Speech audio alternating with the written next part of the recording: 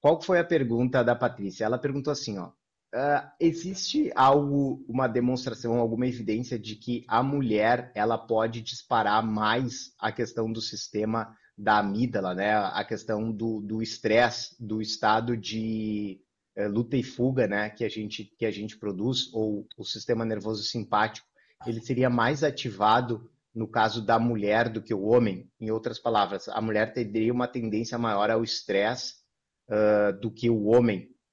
Seria mais ou menos essa pergunta. Confirma, Patrícia, ou se tem mais Sim, alguma? isso mesmo. Tá, tá. Bom, o primeiro ponto é assim, ó. Essa é a minha resposta. Eu não vou basear em nenhum estudo, porque eu não fui atrás exatamente desse item, tá? Então, eventualmente pode aparecer algo assim e mudar aqui o que eu estou respondendo para vocês. O que a gente vai tentar analisar aqui é o que a gente conhece em termos de biologia e de história do ser humano como um todo, como a ancestralidade dele, que foi justamente aquilo que ativou as nossas, que fez a ativação de sistemas como o próprio sistema aí das amígdalas ou o sistema de luta e fuga, tá? Que é o sistema baseado no estresse. Então, na minha compreensão, não existe uma tendência a dizer assim, ó, não, a mulher ela vai ser, digamos assim, mais propensa ao estresse do que o homem. Isso não é verdade se a gente pensar em termos evolutivos. Cada um dos seres ali, o homem e a mulher, eles tinham papéis altamente estressantes, altamente perigosos quando a gente lidava com um ambiente altamente adverso. Então, se por um lado o homem tinha que se expor diante de animais silvestres, perigosos, predadores, para ele conseguir a comida para a família, por outro lado, a mulher, ela ficava no ambiente ali da aldeia, cuidando do filho.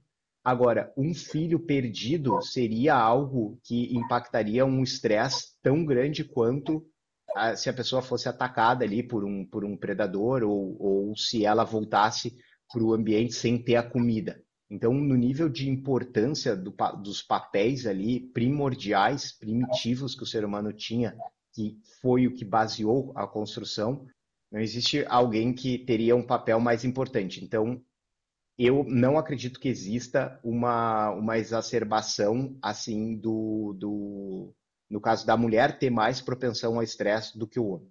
O que existe, e isso é um fato. A mulher, pela questão do período menstrual, ela tem uma oscilação hormonal maior. E aí, muitas vezes, isso, naquele momento, como aquilo se evidencia muito, pode parecer que a mulher fica mais estressada. Mas, na verdade, o homem pode estar vivendo, digamos assim, um estresse mais constante e a mulher, ela teria uma variabilidade maior. Por que essa variabilidade maior? Porque num determinado dia você acorda e você tem uma bomba de hormônios entrando no seu corpo e aquilo ali descontrola totalmente o seu padrão de comportamento.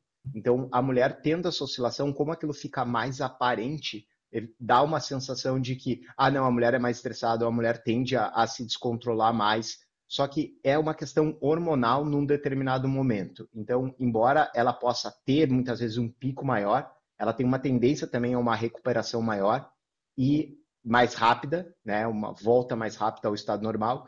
E o homem, ele tende a ruminar mais isso, ele tende a ficar e guardar o estresse mais para ele ficar aquilo ali e ele tende a ficar, digamos assim, mais constante, ruim, do que a mulher que tem um pico ruim e depois ela tende a voltar já para a normalidade quando passa essa fase hormonal dela.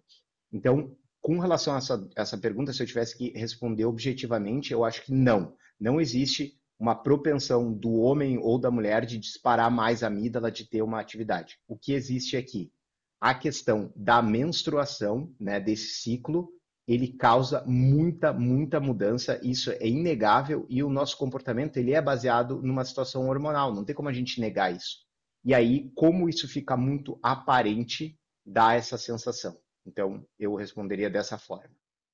Ah, perfeito. Eu gostei do teu ponto de vista, também eu não tinha visto por esse lado, né, questão hormonal, mas não, fiquei bem satisfeita mesmo.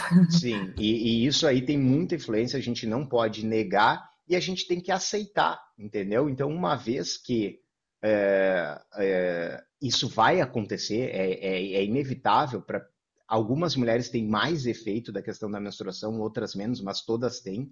E isso vai acontecer digamos assim, eu não falaria de desequilíbrio comportamental, eu falaria de uma mudança comportamental nesse período. Então, uma vez que exista isso, qual que é a melhor forma de lidar? É haver um diálogo, é os dois estarem sabendo desse tipo de informação, compartilhando esse tipo de informação. Então, naquele período, é parte do homem conhecer isso, saber entender que hormônio interfere em comportamento e ter uma aceitação maior naquele período, sabe? O homem tem que ter uma tolerância maior naquele período da mulher, porque senão vai dar muito conflito, sabe? Então, assim, tipo, a mulher, ela tem que entender também que ela vai ficar mais, então, dentro das possibilidades dela, ela tentar reduzir, sabendo, ah, não, isso aqui é só uma coisa, eu não vou agir dessa forma, eu não vou ser tão impulsiva, porque eu tô num momento diferente. E o homem saber também, não, ela tá nesse momento, tal. Então, o que que melhora essa situação no meu ponto de vista? É o conhecimento, é você ter um conhecimento de como o mecanismo funciona. Esse mecanismo, ciclo menstrual, altera o comportamento? Altera. Se os dois estiverem sabendo disso, isso vai ser melhor para a relação, como eles vão lidar com aquilo, e aí isso vai ajudar o convívio do casal como um todo, entendeu? Porque senão o cara fala, ah, você está desequilibrada, não sei o que, eu só estou com uma bomba de hormônio. E essa bomba de hormônio, por exemplo, você pode observar que acontece também em fisiculturistas. Os caras põem muito hormônio, eles mudam completamente o comportamento deles. Eles ficam mais agressivos, eles naquele momento ali, eu nunca tomei, tá, anabolizantes, mas eu sei disso, dessa troca de comportamento de quem toma. Por quê? Porque é hormonal. Então, o hormônio altera o comportamento, não tem como a gente negar isso, entendeu? Então, você pode produzir isso artificialmente ou naturalmente, mas de fato altera. E aí, você tendo a informação, o mecanismo pelo qual aquilo funciona, pode funcionar para administrar melhor a situação. Porque, na verdade, eu cheguei a essa questão porque eu estava analisando o ambiente de trabalho, onde que tem vários homens e mulher trabalhando junto. E aí eu estava analisando toda a situação para ver como cada qual, né, reagia sobre o estresse do trabalho, né, que não deixa de ser uma forma de um Claro, ataque, né, às vezes, né, uma situação de resolver um problema, alguma coisa, né? sim. Era isso que eu estava analisando aí. É. E o trabalho hoje, ele é um reflexo da caça dos nossos ancestrais. Então, os ancestrais, ninguém caçava sozinho. Era sempre um grupo, sempre existia especificações de tarefas. Quem caçava melhor, daí a pessoa, ela apresentava isso tanto da caça no dia a dia, quanto dos jogos. Todos os jogos que surgiam, eles surgiam para fazer uma avaliação de como aquela pessoa ia sair numa caça. E aí essa pessoa que caçava melhor, ela tomava uma posição de liderança maior, porque era melhor para o grupo ali ter alguém mais eficiente caçando. Então tudo isso se transfere para a parte de trabalho. Se as pessoas não caçavam, o grupo era cobrado pelo pessoal que ficou lá cuidando do local, sabe? Tipo, chegava lá, ó, galera, aí, ó, não caçamos nada, não sei o quê. Então havia essa cobrança também em cima deles. Eles tinham que responder, de alguma forma, eles tinham responsabilidade se eles não conseguiam o resultado esperado. Então isso acaba gerando uma tensão, um estresse. Esse estresse, ele ativa a nossa atenção mais focada também. Então, tipo, o estresse, ele ajudava, de certa forma, a caça. O fato dos caras terem que chegar com comida na aldeia fazia com que eles ficassem mais atentos, com que eles lutassem mais por aquilo, para que a dopamina deles ficasse mais forte. Se você pensar em termos de uma caça como um aspecto coletivo, colaborativo, de especificidades, de hierarquia, de liderança, de proposta de você ter que alcançar objetivos, é exatamente igual aos grupos de trabalho hoje.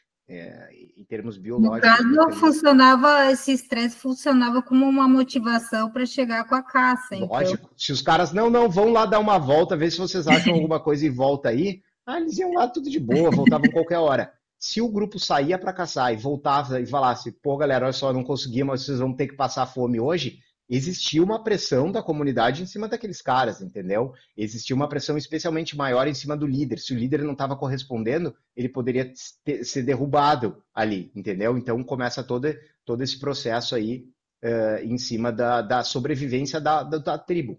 É basicamente isso que funcionava. Perfeito. Muito obrigada, Daniel. Por nada.